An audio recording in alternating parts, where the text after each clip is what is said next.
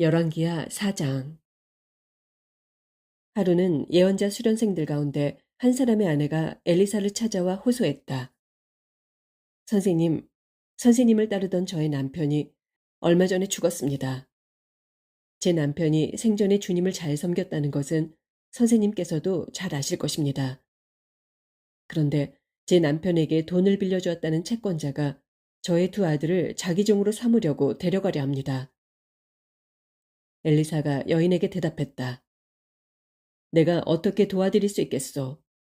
혹시 집안에 남아있는 것이라도 있으면 말해보시오. 여인이 대답했다. 기름이 조금 있는 것 말고는 저희 집에 남아있는 것이 하나도 없습니다. 엘리사가 여인에게 말했다. 가서 이웃 사람들에게 빈 그릇을 빌려오시오. 되도록이면 많이 빌려오시오. 그런 다음에 두 아들을 데리고 집으로 들어가 문을 잠그고 모든 그릇에 기름을 따르도록 하시오. 한 그릇이 가득 차면 다른 그릇에 따라 부으시오.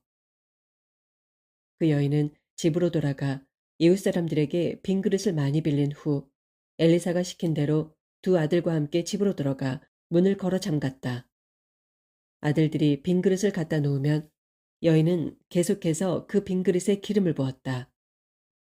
모든 그릇에 기름이 가득 차자 여인이 아들들에게 말했다. 다른 그릇들을 가져오너라. 아들이 대답했다. 어머니, 이제 더 이상 빈 그릇이 없습니다. 그러자 더 이상 기름이 나오지 않았다. 여인은 하나님의 사람 엘리사에게로 가서 그 일을 전했다. 그러자 엘리사가 말했다. 가서 그 기름을 팔아 빚부터 갚도록 하시오. 그리고 남은 돈으로 두 아들과 함께 생활하시오. 또 하루는 엘리사가 수넴 마을을 지나게 되었다. 그 마을에는 한 부유한 여인이 살고 있었는데 엘리사에게 식사를 대접하고 싶어 했다. 그래서 엘리사는 그곳을 지나갈 때마다 그 집에 들러 자주 식사를 하곤 했다. 그 여인이 남편에게 말했다. 여보, 우리 집에 자주 들르시는 그분은 하나님의 거룩한 사람입니다. 그러니 우리 집 옥상에 작은 방을 하나 꾸며서 침대와 식탁과 의자와 촛대 등을 갖추어 놓도록 합시다. 그분이 우리 집에 들르시면 거기서 쉬어 가실 수 있도록 말이에요. 어느 날 엘리사는 그 집에 들러 그렇게 지어진 다락방에 올라가 쉬게 되었다.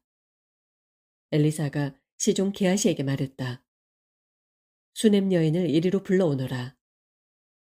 그러자 수넴 여인이 엘리사 앞에 섰다. 엘리사가 시종에게 말했다.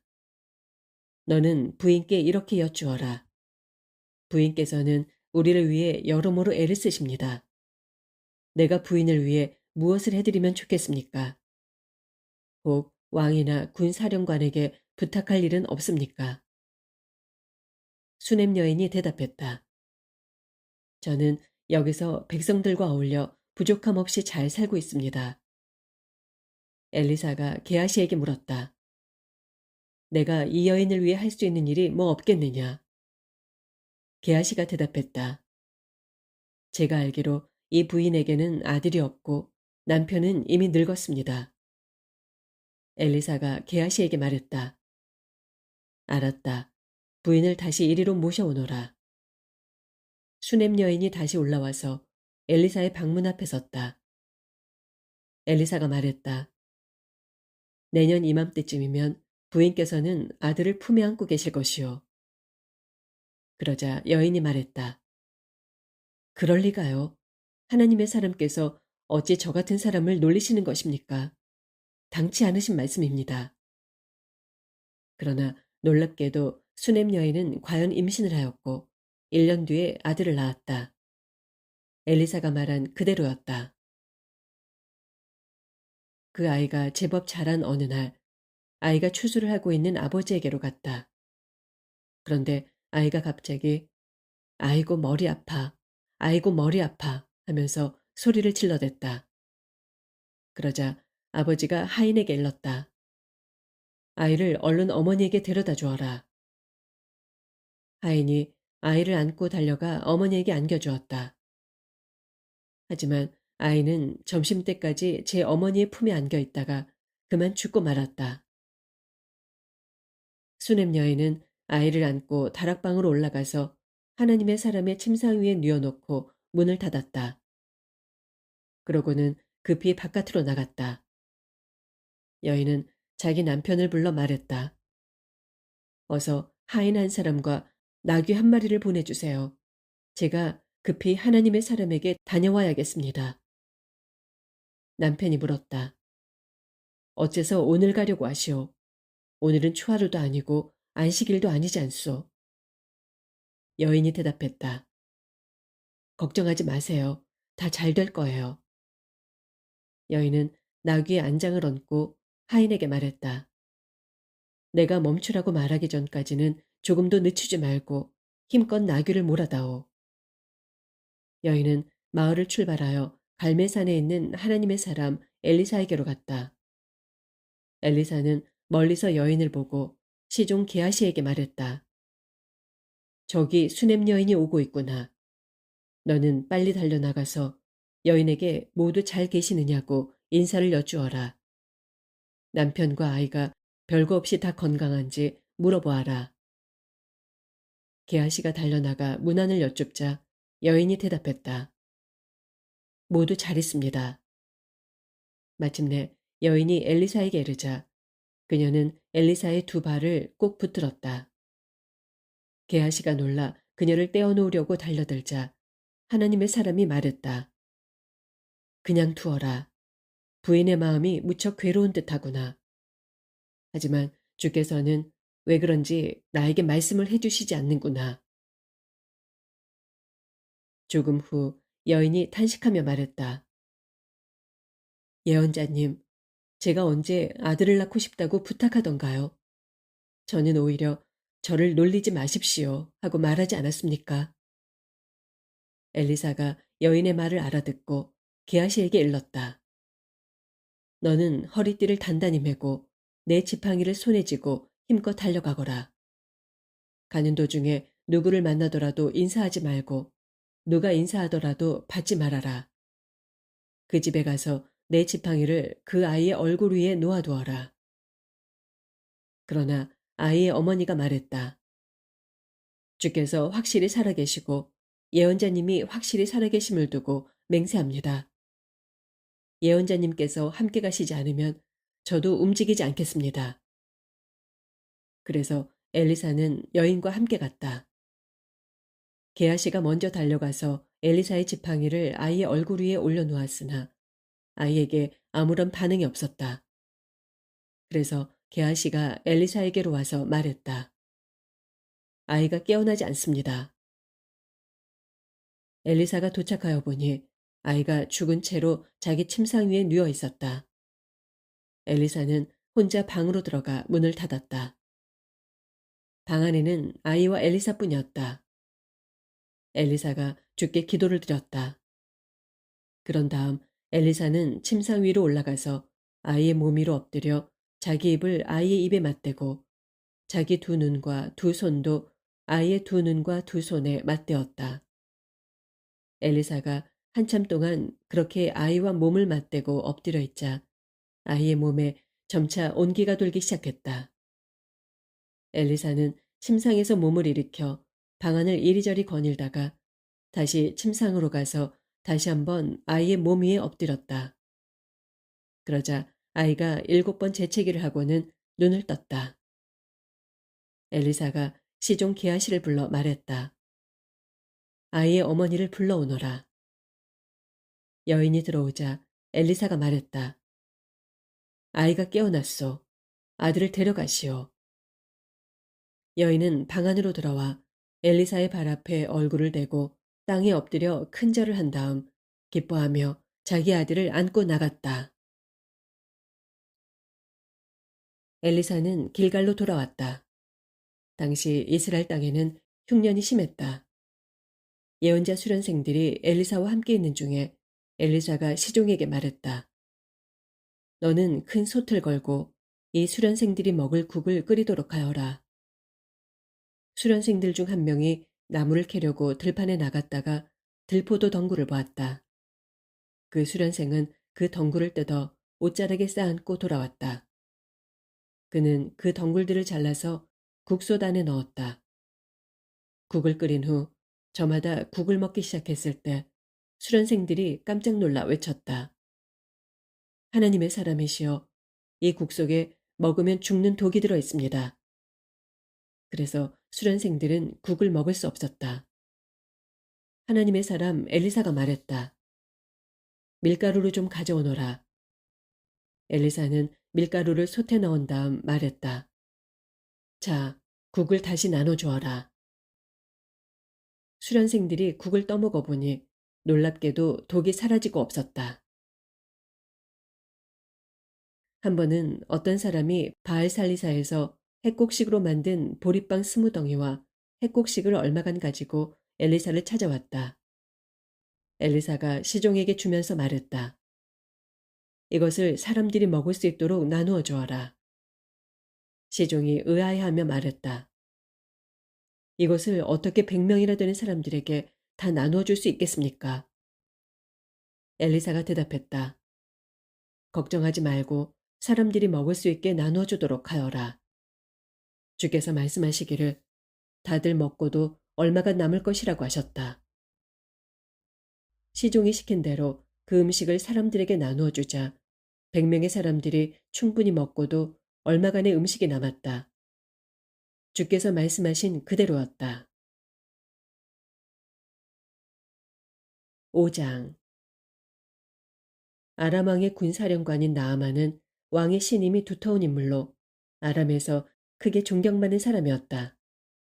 주께서 그를 통해 아람에 큰 승리를 안겨주셨기 때문이다. 그토록 용감한 군인이었던 나아만이 그만 나병에 걸리고 말았다. 일전에 아람이 군사를 일으켜 이스라엘을 공격할 당시 이스라엘에서 한 소녀를 포로로 붙잡아 왔는데 나아만은 그 소녀에게 자기 아내의 시중을 들게 했다. 그 소녀가 나아만의 아내에게 말했다. 주인님께서 사마리아에 사시는 예언자를 찾아가 보시는 것이 좋겠습니다. 그분이 주인님의 나병을 고쳐주실 것입니다. 나아만은 왕궁으로 들어가서 이스라엘 소녀에게서 들은 말을 왕에게 전했다. 아람 왕이 대답했다. 그래요? 그러면 어서 이스라엘로 떠나도록 하시오. 내가 이스라엘 왕에게 편지를 써주겠소. 그리하여 나아만은 은 10달란트와 금 6,000세겔, 옷 10벌을 마련하여 즉시 이스라엘을 향해 길을 나섰다. 나아만이 가지고 간 편지에는 이렇게 쓰여 있었다. 이 편지를 지니고 간 나의 소중한 신하 나아만을 왕께 보내오니 부디 그의 나병을 고쳐주시기 바랍니다. 이스라엘 왕은 그 편지를 읽자마자 옷을 찢으며 크게 외쳤다. 아, 내가 사람을 죽이고 살리는 신이라도 된단 말인가. 나병을 고쳐달라고 나에게 사람을 보내다니.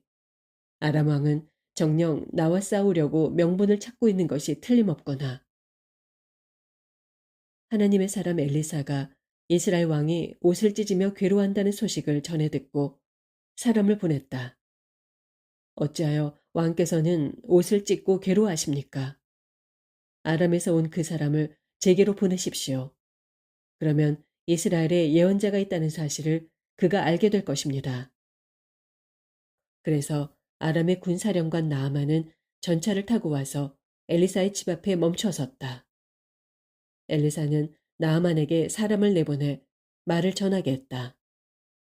요단강으로 내려가서 7번 몸을 씻도록 하시오. 그러면 나병이 나아서 그대 살이 깨끗해질 것이오. 그 말을 듣고 나아만은 화를 내면서 말했다. 괘씸하다. 나는 그가 몸소 나와서 나의 아픈 부위 위에 손을 얹고서 자기 하나님께 기도를 드리며 나의 나병을 치료해 줄 것으로 생각했다. 다메섹에 있는 아마나 강이나 바르발 강은 이스라엘에 있는 어떤 강보다도 물이 더 좋은데 내가 여기까지 와서 씻어야 할 이유가 어디 있단 말인가. 그러면서 나아만은 화를 내며 발길을 돌이켰다. 그때 나아만의 부하들이 다가서며 말했다.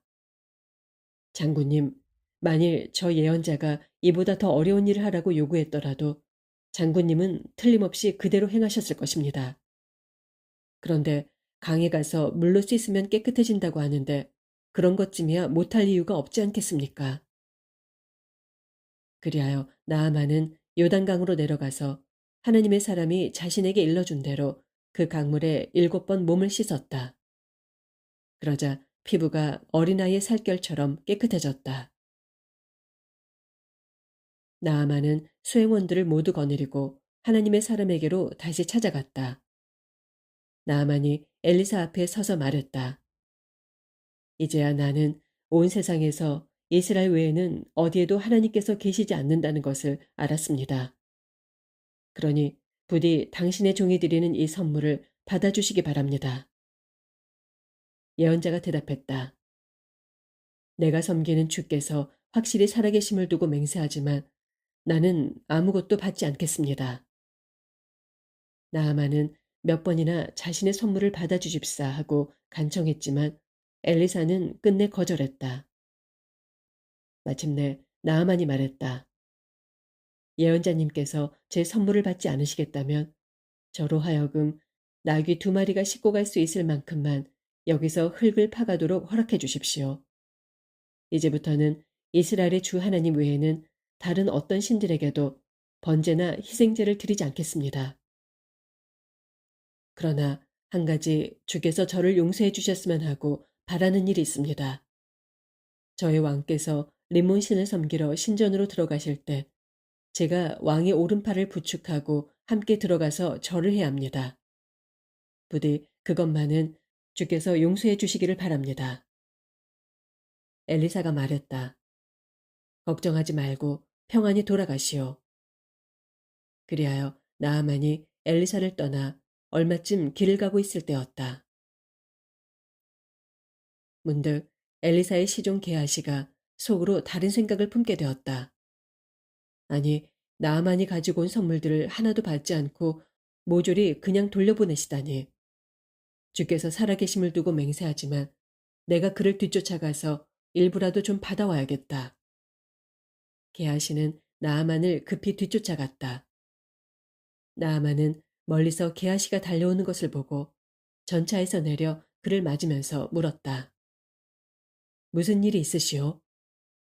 게하시가 대답했다. 별일은 없습니다만 주인님께서 제게 전가를 하라고 하셨습니다. 방금 에브라임 산지에서 예언자 수련생 2명이 찾아왔는데 그들에게 은 1달란트와 옷 2벌을 주었으면 좋겠다 하고 말씀하셨습니다. 그러자 나아만이 말했다. 드리고 말고요. 2달란트를 가져가십시오. 나아만은 즉시 옷 2벌과 은 2달란트를 2개의 자루에 담았다. 그런 후 그것들을 자기 하인들 2명에게 주어서 게하시보다 앞장서서 메고 가게 했다. 언덕에 이르자 게하시가 하인들에게서 짐을 건네받은 후 그것을 집안에 들여놓고는 하인들을 돌려보냈다. 게하시가 안으로 들어가 엘리사 앞에 서자 엘리사가 물었다. 게하시야 어디를 갔다 오느냐? 게하시가 대답했다. 아무데도 가지 않았습니다. 엘리사가 그에게 말했다. 그 사람이 마차에서 내려 너를 맞이할 때 내 마음이 너와 함께 있었다는 것을 모른단 말이냐. 지금이 돈이나 의복이나 올리브밭이나 포도원이나 양떼나 소떼나 남종이나 여종들을 취할 때냐. 그러므로 나아만의 나병이 너와 네 자손들에게 옮겨붙어서 영영 떠나지 않을 것이다. 게하시가 엘리사 앞에서 물러나자마자 그의 몸에 나병이 걸려 피부가 눈처럼 하얗게 되었다. 6장. 예언자 수련생들이 엘리사에게 말했다. 보십시오. 우리가 선생님을 모시고 함께 살고 있는 이곳 숙소가 너무 비좁습니다. 그러니 우리가 요단강가로 내려가서 각자 나무를 베어오겠습니다. 한 사람이 큰 나무 하나씩만 베어와도 우리가 살만한 곳을 마련할 수 있겠습니다.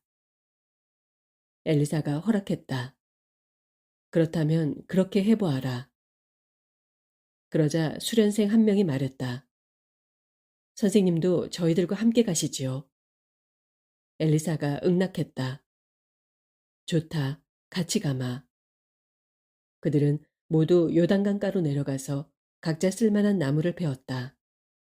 그런데 나무를 찍던 한 수련생의 도끼가 갑자기 자루에서 빠져 강물 속으로 떨어졌다. 그 수련생이 외쳤다. 아이고 선생님, 이건 빌려온 도끼인데 어떡하지요? 하나님의 사람이 물었다. 도끼가 빠진 곳이 어디냐? 수련생이 도끼가 떨어진 강물을 가리키자 엘리사가 나뭇가지를 꺾어서 물속으로 집어던졌다. 그러자 도끼가 두둥실 물 위로 떠올랐다. 엘리사가 말했다. 도끼를 건져내어라. 그러자 그 수련생이 손을 뻗쳐 물 위에 떠있는 도끼를 건져내었다. 그 무렵 아람 왕은 북왕국 이스라엘과 전쟁 중에 있었다. 아람 왕이 자신의 지휘관들과 의논하여 이스라엘 땅 여기저기에 진영을 치고 군사들을 매복시켰다. 그러자 하나님의 사람 엘리사가 이스라엘 왕에게 전가를 보냈다. 그곳은 아람 군대가 숨어 있는 곳이니 조심하도록 하시오. 이스라엘 왕은 예언자가 경고한 곳으로 수색대를 파견하여 점검했다. 그런 식으로 위험을 피한 것이 한두 번이 아니었다. 아람 왕은 크게 화가 났다. 그는 지휘관 회의를 소집하고 호통을 쳤다. 우리들 가운데 틀림없이 이스라엘 왕과 내통하는 자가 있다. 지휘관 중 한 사람이 대답했다. 왕이시여, 그런 것이 아닙니다. 우리 중에 반역자는 없습니다. 다만 이스라엘에는 엘리사라는 예언자가 있습니다. 그는 왕께서 침실에서 속삭이는 말까지 다 알아서 이스라엘 왕에게 알려줍니다. 아람 왕이 명령을 내렸다. 그 예언자가 어디 있는지 찾아내라. 그러면 내가 군사들을 보내 그를 체포하겠다. 그러자 엘리사가 도단 성읍에 있다는 보고가 들어왔다. 아람 왕은 전차 부대와 용감한 군사들을 그리로 즉시 보냈다. 그들은 밤을 틈타 도단으로 몰래 들어가서 그 성읍을 포위했다. 다음 날 아침 엘리사의 시종이 일어나서 밖으로 나가보니 기병들과 전차들이 성읍을 에워싸고 있었다.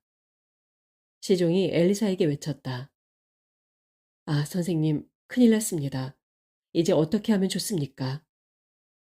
엘리사가 말했다. 조금도 걱정하지 말아라. 우리 편에는 그자들보다 더 많은 군대가 있다. 그리고 엘리사는 기도를 드렸다. 오 주여, 이 시종의 눈을 열어서 주의 군대를 보게 하소서.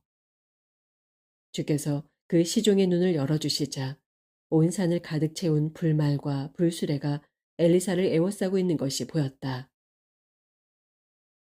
아람 군대가 엘리사를 향해 몰려오자 그가 주께 기도드렸다. 저들을 쳐서 눈을 멀게 하소서. 주께서 엘리사의 말대로 그들을 쳐서 눈을 멀게 하셨다.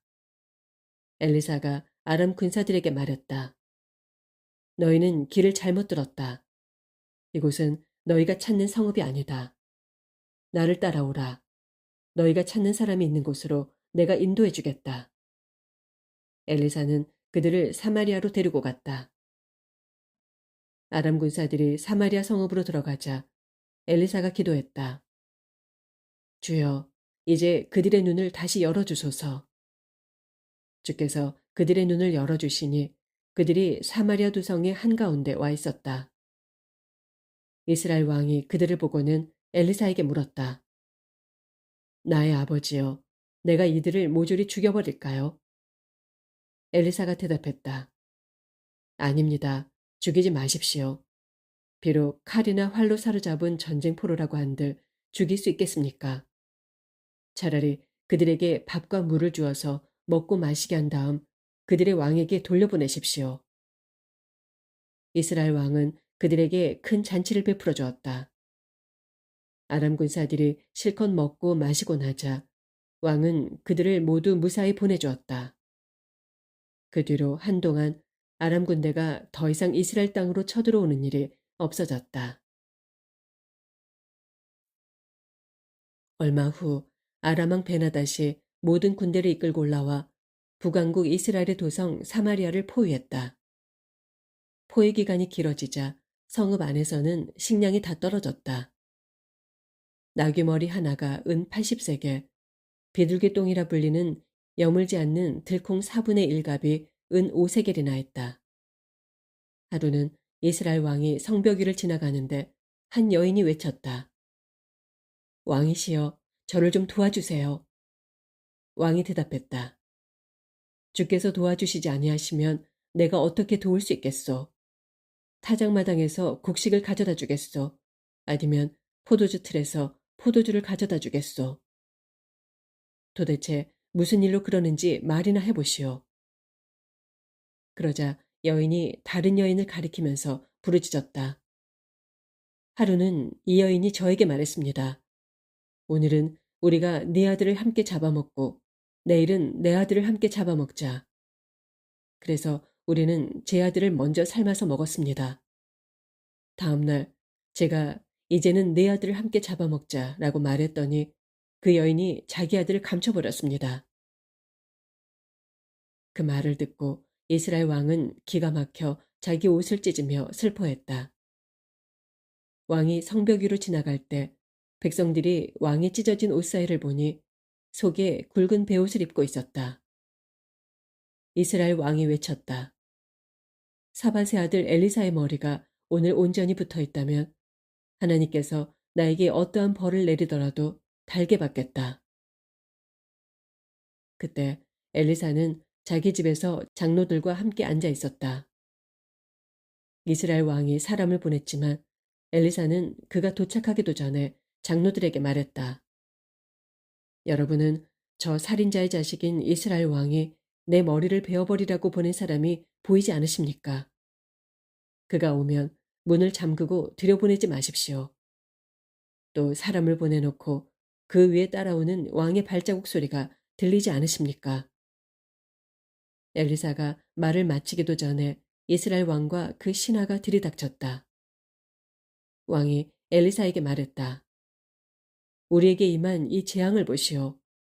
이번 재앙은 분명 주께서 내리신 것인데 내가 어떻게 주의 도우심을 더 기다리고만 있겠소.